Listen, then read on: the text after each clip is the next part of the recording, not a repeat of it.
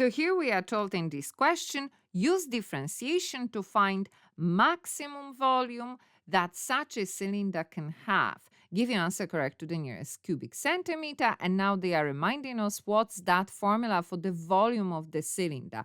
That's the formula we have. And once we see that maximum or minimum place of a function, we kind of follow the step to solve it. First, we create derivative. So how do we derive each element separate? And that's our simple x we have to the power of n. I know we have the number here in front, so what happened? The first formula is saying that we take that power in front of x and then power minus 1. What happened with the number?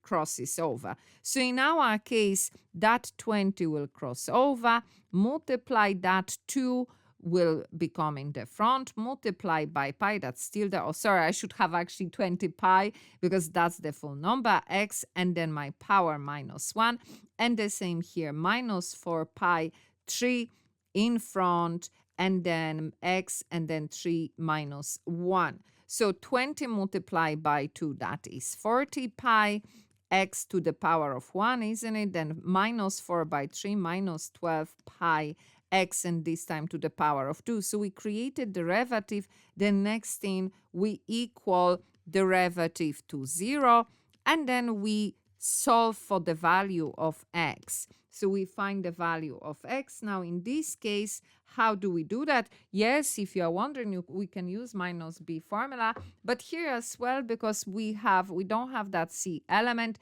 Now should in case you are wondering, because we don't have c in your minus b formula, c will be 0.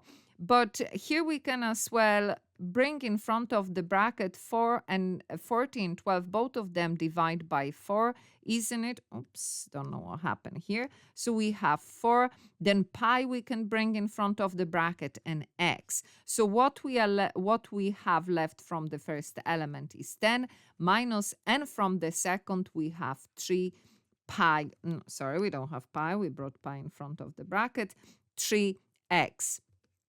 So we have the two factors, so each one of them equal to 0, so one value of x is 0, and then the next one, 10 minus 3x equals 0.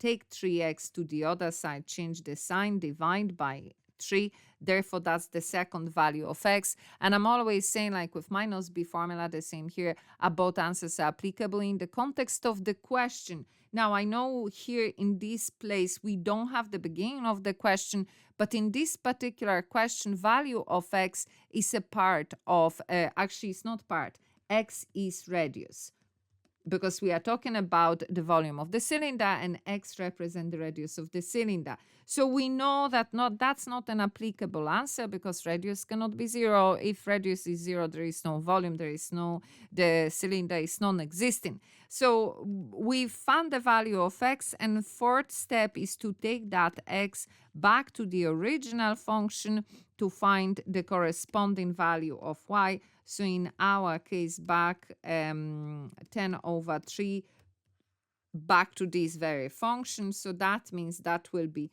20 multiplied by pi, multiply instead of x 10 over 3 to the power of 2, minus 4 again multiplied by pi, multiply, and instead of x 10 over 3, this time to the power of 3. We put all of that in the calculator, and according to terms and condition to the nearest centimeter, we should be getting 233 centimeters cubed.